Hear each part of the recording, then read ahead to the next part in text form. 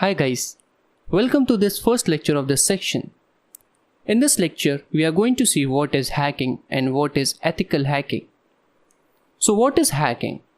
Hacking is gaining access to a computer that you are not supposed to have access is considered as hacking. For example, logging into an email account that is not supposed to have access and gaining access to a remote computer that you are not supposed to have access. Rendering information that you are not supposed to able to read is considered as hacking. So there are large number of ways to hack a system.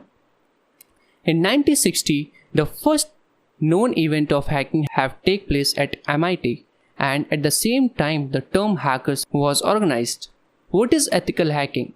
Ethical hacking is also an white hat hacking or penetration testing.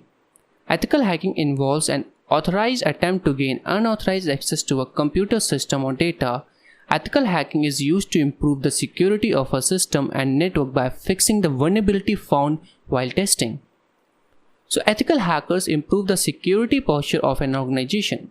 An ethical hacker use the same tools, tricks and techniques that malicious or black hat hacker used to do with the permission of the authorized person.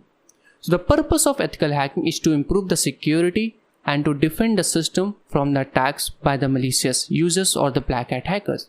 So in the next lecture, we will be seeing that how many types of hacking we have